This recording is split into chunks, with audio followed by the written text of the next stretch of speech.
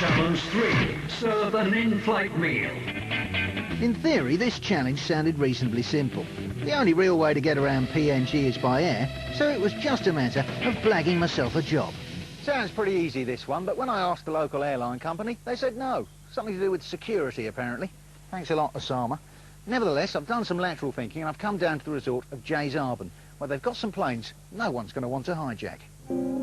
Papua New Guinea's Bismarck Sea is a veritable treasure trove of World War II relics, and Madang's Aquaventures Dive Company specialise in taking people down to the watery resting places of these 60-year-old behemoths. Tim, what sort of thing can divers expect to see in the Bismarck? We've got reef dives, we've got bombers, we've got ships, you name it, we've got it around here. We say bombers and ships, how did they end up in the water? The planes is a war wreck from World War II, and the ships were actually purposely sunk in the last 15, 20 years.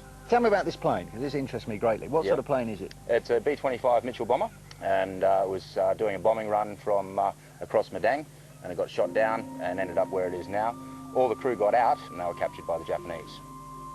All the bombs are still there, all the bullets are still there, everything's there, fully intact. Can I dive to the bomber? Unfortunately not. You need a bit of experience for that, but if you can walk, then we can get you up to ones that have actually crashed in the jungle. So the planes came down on the land as well? Yep. Right, brilliant. Let's do it. So I'd caught a break, and although I wasn't going to get wet, I was going to have to venture deep into the Papua New Guinea jungle to find myself a bomber and complete this challenge. To be honest, it was like trying to find a rusty needle in an insect and snake-infested haystack. Much easier said than done, but after 4 hours of hunting, we came up trumps.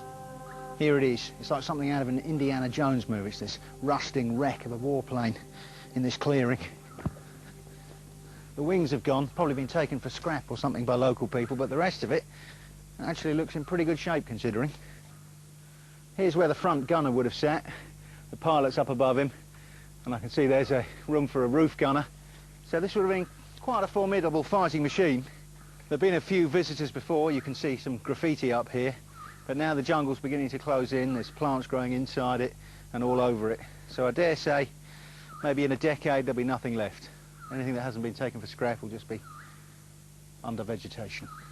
Anyway, it's time to get the passengers on board and for me to slip into my oh-so-convincing trolley-dolly persona.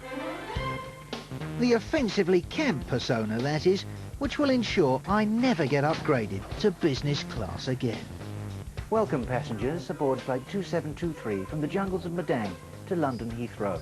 Flight time will be roughly 30 seconds. In the likely event of a crash, please make your way to the exits, which are through the bomb bay, through the bullet holes in the fuselage, or through the hole in the roof caused by American anti-aircraft fire. And with the safety demo out of the way, it was time to complete my challenge. Hello, madam. Are you enjoying the flight? Yes. Here's your dinner. I believe you ordered the crash diet. That's right, thank you. Would you like some wine with that? No, thank you. I can't do it.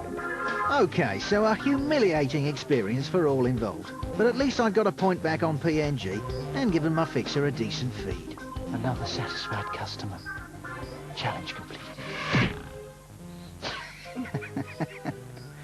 Rob Smith will be starring in Euroboy and Zipper. That's soon at very small cinemas with free tissues. Oh dear, oh dear, oh dear.